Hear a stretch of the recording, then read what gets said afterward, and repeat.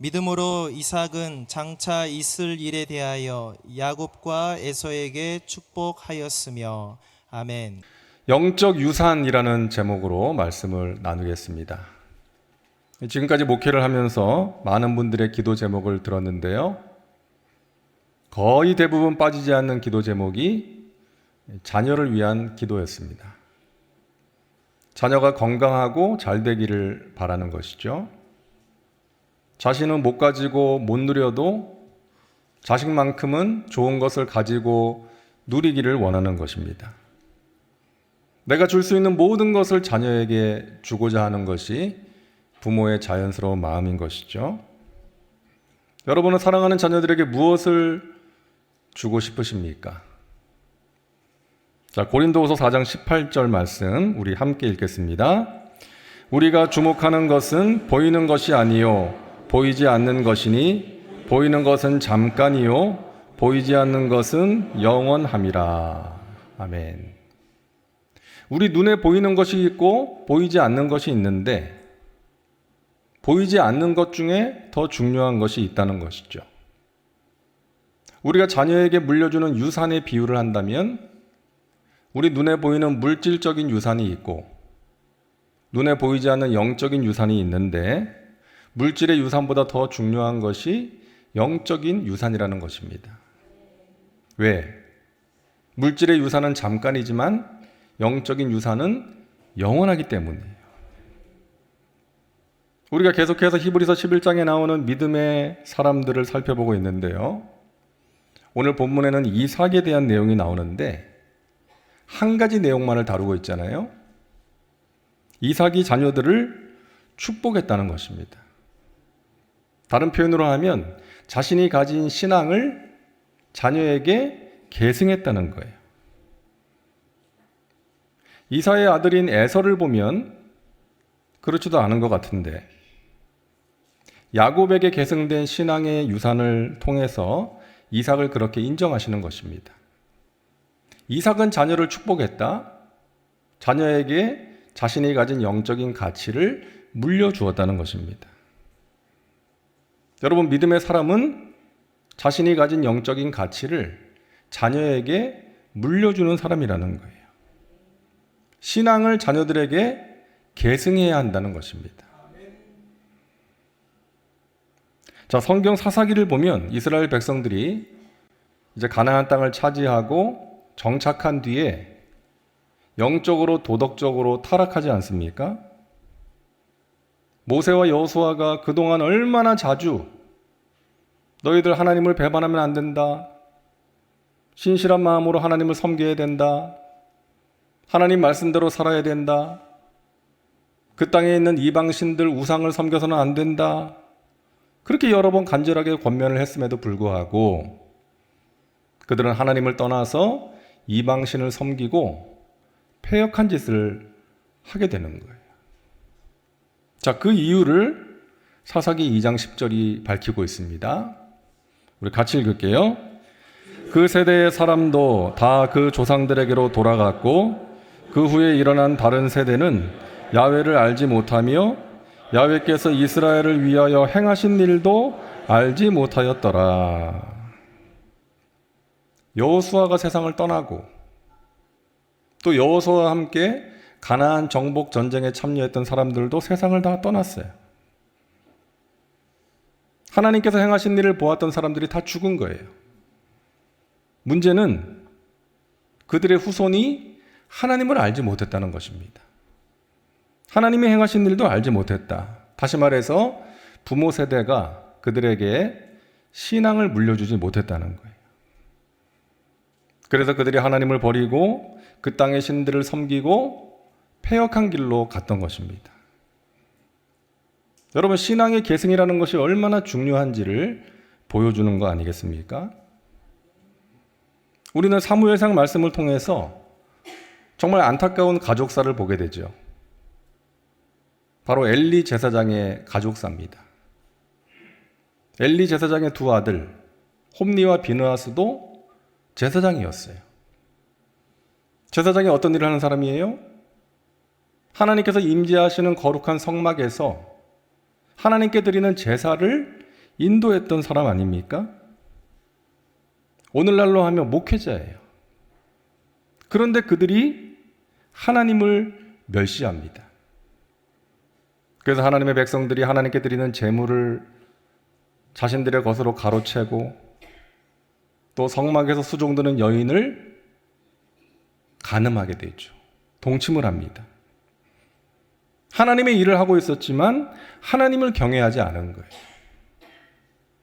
엘리가 그 소식을 듣고 두 아들을 불러서 말하잖아요. 너희들 어쩌자고 그런 짓을 하느냐? 하나님 앞에서 죄를 지으면 안 된다. 하지만 그들은 아버지의 말을 듣지 않았어요. 여러분, 엘리 제사장은 하나님의 일을 하는 제사장이었지만 자기 자녀들에게 그 영적인 가치를 제대로 전수하지를 못한 것입니다. 훈육을 게을리했고 삶으로 본을 보이지 못했던 거예요. 그 결과 그들이 하나님의 심판을 면할 수가 없었던 것이죠. 사랑하는 여러분, 여러분의 자녀들에게 그 무엇보다도 신앙의 유산을 꼭 물려주시기를 주님의 이름으로 축원합니다. 여러분, 다른 것은 물려주지 못해도 여러분이 가지고 있는 영적인 가치는 꼭 물려줘야 돼요. 우리 자녀들이 하나님을 알고 하나님과 동행하는 사람이 되는 것입니다. 우리가 자녀들에게 물려줘야 될 영적인 유산, 첫째로 믿음의 유산입니다. 영생으로 인도하는 믿음, 구원으로 인도하는 믿음, 하나님이 주시는 승리의 삶, 복된 삶을 살게 하는 믿음, 하나님을 기쁘시게 하는 믿음, 이 믿음을 우리 자녀들에게 물려줄 수 있어야 됩니다. 하나님께서 아브라함의 믿음을 테스트하시죠. 100세 얻은 아들 이삭을 제물로 바쳐라. 정말 어려운 테스트요. 순종하기 힘든 말씀 아닙니까? 근데 아브라함은 순종했어요. 아들을 데리고 모리아산에 올라가서 제물로 바칩니다. 하나님의 테스트를 통과했어요. 하나님은 이삭 대신에 바칠 양을 준비해 놓으셨죠. 너가 나를 사랑하는 것을 이제 내가 아노라. 여러분, 그때 이삭이 아버지를 보면서 어떤 생각을 했겠습니까? 아이고, 무정한 아버지, 나를 죽이려고 했던 나쁜 아버지, 그랬겠어요? 아버지는 하나님의 말씀을 생명처럼 여기는구나. 무슨 일이 있어도 하나님의 말씀을 지키려고 노력하는 분이구나. 나도 아버지처럼 살아야 되겠다. 그렇게 살아갈 때 하나님께서 기뻐하시고 나에게 복을 주실 것이다. 마음에 새기지 않았겠어요? 만약 이삭에게 당신의 아버지는 어떤 사람이었습니까? 라고 누가 물었다면 아마 이삭이 이렇게 대답했을 것 같아요. 우리 아버지는 하나님의 말씀을 생명처럼 여기고 지키려고 노력한 믿음의 사람이었습니다. 아브라함은 아들 이삭에게 이 믿음의 유산을 물려준 거예요. 미국 사람들이 존경하는 링컨 대통령은 10살이 되던 해에 어머니가 세상을 떠났는데 그 어머니 낸시 행크스가 세상을 떠나기 전에 아들을 불러서 자기가 쓰던 성경책을 유산으로 물려줍니다. 사랑하는 아들아, 이것은 비록 낡았지만 어머니에게 있어서 보물과 같은 것이다. 이 성경은 나의 부모님, 그러니까 너의 할아버지 할머니가 나에게 물려준 거야. 나는 너에게 100에이커의 땅을 물려주는 것보다 이 성경책을 물려줄 수 있는 것이 너무나 기쁘다. 너는 부자나 높은 사람이 되려고 하기보다 부지런히 성경을 읽고 이 말씀대로 사는 사람이 되어다오. 하나님을 사랑하고 이웃을 사랑하는 삶을 살아다오. 이것이 예미의 마지막 부탁이다. 그 말을 남기고 세상을 떠났다는 것이죠. 링컨은 평생 그 어머니의 유언을 가슴속 깊이 담고 살아갔다고 하지 않습니까? 그래서 대통령이 된 후에도 하루의 집무를 시작하면서 집무실에서 성경을 읽고 기도함으로 하루 일과를 시작했다는 것이죠. 그 힘든 남북전쟁이 한창일 때 링컨의 참모 가운데 한 사람이 링컨에게 말합니다. 각하, 저는 매일 하나님께 기도합니다. 하나님이 우리 편이 되어 주셔서 우리에게 승리를 주시기를 기도하고 있습니다. 그랬을 때 링컨이 이렇게 말을 했다고 하죠. 아니요, 그렇게 기도하지 마세요. 하나님이 우리 편이 되어달라고 기도하지 말고 우리가 항상 하나님 편에 있게 해달라고 기도하십시오. 그러면 하나님께서 우리에게 승리를 주실 것입니다. 링컨은 어머니로부터 물려받은 믿음의 유산을 가지고 있었던 거예요. 그 믿음으로 그 어려운 자리, 그 직무를 수행할 수가 있었고 그 힘든 전쟁을 승리로 이끌 수가 있었던 것입니다. 여러분 자녀에게 믿음의 유산을 꼭 물려주시기를 바랍니다.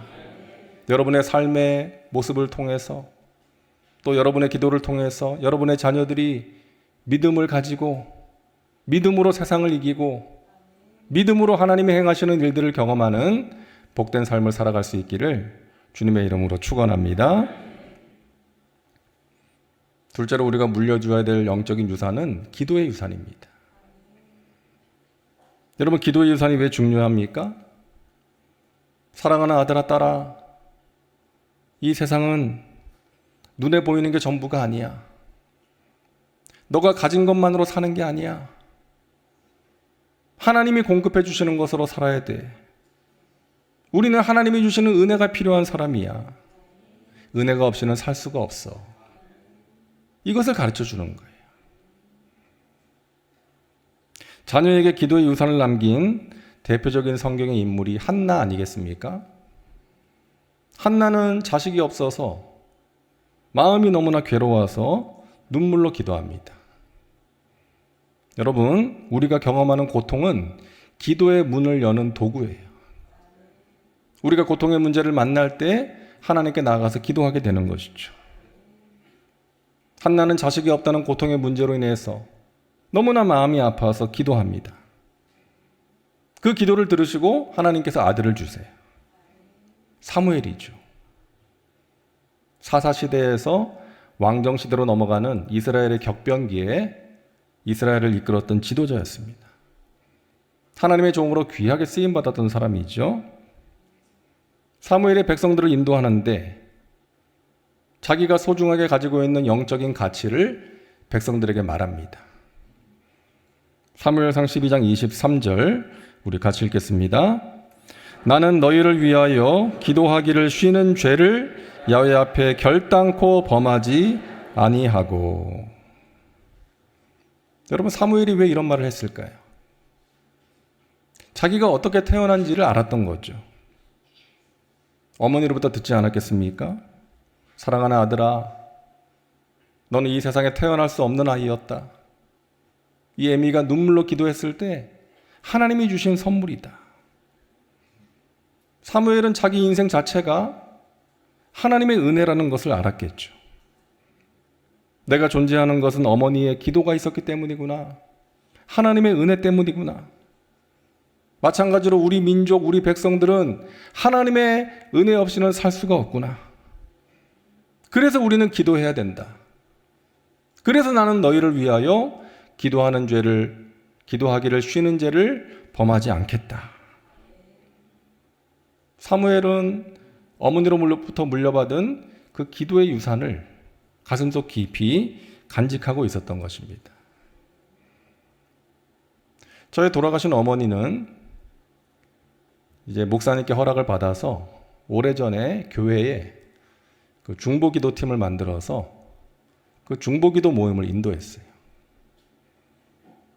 제가 직접 보지는 못했는데 이제 어머니 장례식장에 그 여러 교회 분들이 저한테 그런 이야기를 해주셨어요. 어머니가 정말 그 기도 모임을 열심히 이끄셨다고. 정말 간절하게 눈물과 땀을 흘려가면서 목이 터져라 기도하면서 그 기도를 이끌었다고. 그 중보 기도 덕에 자신이 이런 은혜를 입었다라고 말씀하시는 여러분들을 만날 수가 있었습니다. 사실 저는 영적으로 철이 없을 때 어머니가 막 교회 일에 열심이고 기도 생활에 열심인 게 참 못마땅할 때가 있었어요. 제가 영적으로 철이 없어서 그랬던 것이죠. 왜 저렇게까지 할까? 좀 집안일이나 열심히 하지. 막 이런 생각을 했던 적이 있었어요. 근데 돌이켜보면 어머니가 저에게 너무나 소중한 유산을 물려주셨더라고요. 무엇보다도 중요한 것이 기도다. 어떤 일을 하기 전에 먼저 기도해야 된다. 해마다 연초가 되면 이제 가족들을 다 데리고 기도원에 올라가셨어요. 저는 또 어릴 때 그게 얼마나 싫었는지 몰라요. 그때 신정 연휴 때 TV에서 재밌는 거 많이 하는데 그거 보고 싶은데 신문에다가 보고 싶은 거 형광펜으로 다 표시해놨는데 기도원에 가자 그러니까 정말 싫었었는데 영적인 가르침을 주신 거예요. 지금 생각해보면 얼마나 고마운지 모르겠어요. 문제를 만나면 기도로 돌파해야 된다. 기도의 유산을 어머니로부터 물려받은 것입니다.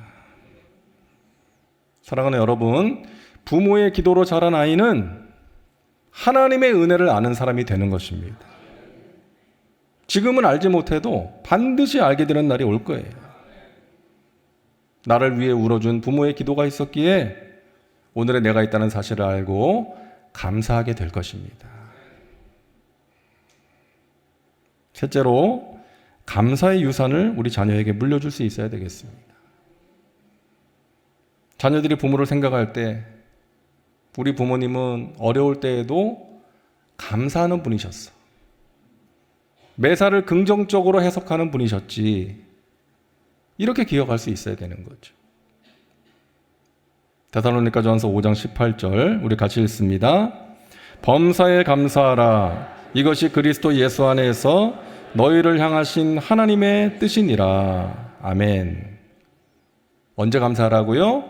범사에 감사하라. 감사할 만한 일이 있을 때만 감사하는 것이 아니라 범사에 감사하라. 이것이 너희를 향하신 하나님의 뜻이다. 우리가 너무나 잘 아는 말씀인데 참 실천하기 힘든 말씀인 것 같아요. 범사에 감사하라. 여러분, 믿음의 사람은 범사에 감사하는 사람입니다. 어려움 속에서도 감사를 실천하는 사람이에요. 감사로 마음을 지키고 감사로 어려움을 이겨내는 사람이 믿음의 사람인 줄로 믿습니다. 빌립보서 4장 6절과 7절 말씀도 우리가 너무나 잘 아는 말씀 아니에요? 우리 같이 읽습니다. 아무것도 염려하지 말고 다만 모든 일에 기도와 간구로 너희 구할 것을 감사함으로 하나님께 아뢰라. 그리하면 모든 지각에 뛰어난 하나님의 평강이 그리스도 예수 안에서 너희 마음과 생각을 지키시리라. 아멘. 어떻게 기도하라고요? 감사함으로 기도하라. 염려함으로 기도하는 것이 아니라 감사함으로 기도하라. 우리가 기도할 때 많은 경우에 염려함으로 기도하죠. 하나님, 제 딸아이가 나이가 들었는데 결혼을 안 하는지 못하는지 저러고 있습니다. 어젯밤에는 제가 딸아이가 할망구가 되는 꿈을 꾸었습니다. 어떻게 하면 좋습니까? 이렇게 염려함으로 기도할 수도 있고, 또는 하나님, 제 딸아이가 나이가 많이 들었는데 결혼을 안 하는지 못하는지 저러고 있습니다. 하지만 우울해하지 않고 씩씩하고 밝게 살아서 감사합니다. 하나님의 때가 되면 우리 딸아이가 좋은 남자를 만날 것을 믿고 감사합니다. 만약에 그렇지 못하고 평생 혼자 산다 할지라도 주님의 은혜 가운데 건강하고 행복하게 살 줄로 믿고 감사합니다. 여러분에게 있는 문제를 가지고 염려함으로 기도하는 것이 아니라 감사함으로 기도하는 훈련을 해보시기를 바랍니다. 훈련이 필요합니다. 하나님, 하나님의 선하신 뜻이 저의 삶 가운데 이루어질 것을 믿고 감사합니다. 저에게 고통의 문제가 있지만, 이해할 수 없는 어려움들이 있지만 하나님 살아계셔서 나와 함께 하시고 나의 삶을 이끌어 가시기에 감사합니다. 그저 감사합니다. 이와 같은 감사가 우리에게 필요한 것입니다. 우리가 그렇게 감사의 삶을 실천할 때 우리 자녀들에게 그것이 선한 영향을 미쳐서 우리 자녀들도 감사의 능력을 믿고 감사의 삶을 살아갈 수가 있는 것이죠. 제이 데네스가 쓴 감사 테라피에 나온 글 예전에도 읽어드렸는데요. 당신이 많은 세금을 내야 한다면 감사하십시오. 그것은 당신에게 안정된 직장과 사업장이 있다는 말이기 때문입니다. 당신의 몸무게가 늘어서 옷이 맞지 않는다면 감사하십시오. 그것은 당신에게 먹을 것이 넉넉하다는 증거이기 때문입니다. 세탁해야 될 옷이 집안 구석에 쌓여 있다면 감사하십시오. 당신은 적어도 갈아입을 옷에 여유가 있는 인생을 살고 있다는 증거이기 때문입니다. 당신의 집에 대청소가 필요하고 문고리를 갈아야 하고 창문 틀을 갈아야 한다면 감사하십시오. 그것은 당신이 몸을 의탁할 집이 있음을 뜻하는 것입니다. 당신이 멀리라도 마침내 주차할 공간을 찾았다면 감사하십시오. 그것은 당신이 잠시라도 걸어서 운동할 수 있는 기회가 주어졌기 때문입니다. 당신에게 불평할 대통령이 있다면 감사하십시오. 그것은 당신이 언론의 자유가 보장된 나라에 살고 있다는 증거입니다. 교회에서 내 뒷자리에 앉아있는 어떤 분의 찬송이나 기도 소리가 귀에 거슬린다면 감사하십시오. 그것은 당신의 청각이 정상이라는 것을 의미하는 것입니다. 아침에 울리는 알람 소리가 괴롭게 들리거든 감사하십시오. 그것은 당신에게 일할 수 있는 새로운 하루가 밝았다는 것을 의미하는 것입니다. 해가 저물어 온몸이 나른하고 피곤하거든 감사하십시오. 그것은 당신이 오늘 하루를 생산적으로 정상적으로 열심히 살았다는 것입니다. 여러분, 우리는 어떤 상황에서도 감사할 수가 있는 거예요. 감사가 우리를 살리고 감사를 통해서 하나님이 영화롭게 됨을 믿으시기를 바랍니다. 감사하는 부모를 보면서 자란 자녀는 어려움을 이길 수 있는 힘을 갖게 되는 거예요. 여러분, 사랑하는 자녀들에게 믿음과 기도와 감사의 유산을 물려주시기를 주님의 이름으로 축복합니다. 자, 우리가 마지막으로 이삭의 축복을 보면서 기억해야 될 중요한 사실이 있어요. 이삭이 처음 축복하고자 했던 아들이 누구예요? 에서죠. 에서야, 내가 이제 세상을 떠날 날이 가까이 온 것 같다. 내가 너를 축복하고자 하니 너는 사냥을 해서 잡아온 짐승을 가지고 나를 위해 맛있는 요리를 만들어 와라. 내가 그것을 먹고 마음껏 너를 축복하려고 한다. 여러분, 이삭은 당시의 관습대로 장남인 에서를 축복하고자 했습니다. 그리고 이삭은 에서를 더 좋아했어요. 에서가 남자답고 씩씩하고 사냥을 해와가지고 자기가 좋아하는 음식도 만들어주고 또 사냥한 그 재밌는 이야기도 해주고 하니까 에서를 더 좋아했던 거예요. 반대로 야곱은 가정적이어가지고 그냥 집안에만 주로 있고 부엌에 들어가서 어머니의 일을 도와주는 거예요. 그래서 이삭은 에서를 더 좋아했고 리브가는 야곱을 더 좋아했던 거예요. 그 이삭은 당시의 관습과 자기 마음에 따라서 장남인 에서를 축복하려고 했습니다. 근데 하나님의 뜻은 뭐였어요? 에서가 아니라 야곱이었어요. 야곱이 복의 계승자가 되는 것이었습니다. 그리고 이미 오래전에 그 사실을 알려주셨어요. 이삭에게, 또 리브가에게. 창세기 25장 21절부터 23절을 제가 읽어드립니다. 이삭이 그의 아내가 임신하지 못하므로 그를 위하여 야훼께 간구하며 야훼께서 그의 간구를 들으셨으므로 그의 아내 리브가가 임신하였더니 그 아들들이 그의 태 속에서 서로 싸우는지라. 그가 이르되 이럴 경우에는 내가 어찌할꼬 하고 가서 야훼께 묻자온대 야훼께서 그에게 이르시되 두 국민이 내 태중에 있구나. 두 민족이 내 복중에서부터 나누이리라. 이 족속이 저 족속보다 강하겠고 큰 자가 어린 자를 섬기리라. 이삭의 아내 리브가가 쌍둥이를 임신했을 때 하나님께서 그 두 아들에 대해서 말씀하신 내용 아닙니까? 큰 자가 어린 자를 섬기리라. 이삭과 리브가는 하나님의 뜻에 대해서 이미 들었어요. 알고 있었어요. 그런데 세월이 지나면서 잊어버린 것 같아요. 그리고 지금 이삭은 하나님의 뜻을 전하고 축복하는 그 중요한 시간에 하나님께 기도하면서 하나님의 뜻을 묻지 않고 하나님의 말씀대로 하지 않고 그저 관습대로 또 자기 마음에 드는 아들에게 축복을 하려고 했던 것입니다. 근데 이삭의 뜻대로 되었나요? 안 됐어요. 자기의 뜻과는 무관하게 야곱에게 축복을 하고 말았던 것이죠. 이삭이 나중에 자신이 축복했던 아들이 장남인 에서가 아니라 야곱이라는 사실을 알게 되었을 때 어떤 생각이 들었겠어요? 아마 온몸에 소름이 돋았을 것 같아요. 오래전에 들었던 하나님의 말씀이 생각나지 않았겠습니까? 큰 자가 어린 자를 섬기리라. 아, 그래. 그 하나님의 말씀이 이루어진 것이구나.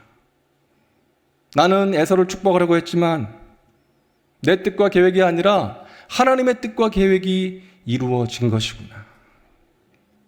그걸 깨닫지 않았겠습니까? 잠언 19장 21절 말씀을 우리 같이 읽겠습니다. 사람의 마음에는 많은 계획이 있어도 오직 야훼의 뜻만이 완전히 서리라. 여러분, 이 믿음을 가지시기를 바랍니다. 우리를 향한, 우리의 자녀들을 향한 하나님의 뜻이 있다는 거예요. 오직 그 뜻만이 완전하게 서게 될 것을 믿으시기를 바랍니다. 우리의 소원이나 계획이 필요 없다는 게 아닙니다. 우리의 어떤 소원이나 계획이 하나님의 뜻 안에서 이루어져야 된다는 거예요. 나의 인간적인 욕심이나 야망, 인간적인 계획과 뜻을 내려놓고 하나님의 뜻이 이루어지기를 구해야 된다는 거예요. 여러분의 자녀들의 삶도 마찬가지입니다. 여러분의 뜻대로, 여러분의 계획대로, 여러분의 욕심대로 자녀를 대하고 자녀를 양육하는 것이 아니라 내 자녀의 주인 되신 하나님을 믿음으로 하나님의 선하신 뜻과 계획이 내가 살아가는 자녀의 삶 가운데 이루어지도록 여러분 기도하시기를 바랍니다. 내가 원하는 바가 아니라 하나님께서 원하시는 하나님의 선하신 뜻이 자녀의 삶 가운데 이루어지기를 구하시기를 바랍니다. 그것이 우리 자녀에게 있어서 가장 좋은 것이기 때문이죠. 그리고 여러분의 자녀의 모습이 썩 마음에 들지 않는다 할지라도 낙심하지 마세요. 이삭이 보기에 야곱은요, 썩 마음에 드는 아들은 아니었을 거예요. 이 사내 자식이 맨날 집안에만 있고 엄마 옆에서 부엌 일이나 도와주고 또 듣자 하니 배고픈 형에게 팥죽 주면서 장자의 명분을 가로챘다고 하니 이 얍삽한 녀석 같으니 이런 마음이 생기지 않았겠어요. 하지만 하나님께서는 그런 야곱을 택하신 거예요. 그런 야곱을 연단하시고 변화시키시고 복을 주신 것입니다. 야곱으로 하여금 복의 계승자가 되게 하셨고 혈통을 잇게 하셨고 예수 그리스도의 조상이 되게 하신 것입니다. 여러분의 자녀의 모습이 지금 여러분이 보시기에 별로 마음에 들지 않을 수 있어요. 그리고 자녀를 위한 여러분의 기도가 응답되지 않는다고 생각할 수도 있습니다. 여러분 낙심하지 마시고 여러분의 사랑하는 자녀를 하나님의 손에 맡기시고 자녀를 위해서 기도하시고 자녀에게 여러분의 삶을 통해서 영적인 본을 보여주시기를 바랍니다. 선한 영향을 끼치셔야 돼요. 하나님께서 여러분의 자녀를 반드시 붙드시고 가장 좋은 길로, 복된 길로, 형통의 길로 인도해 주실 것입니다.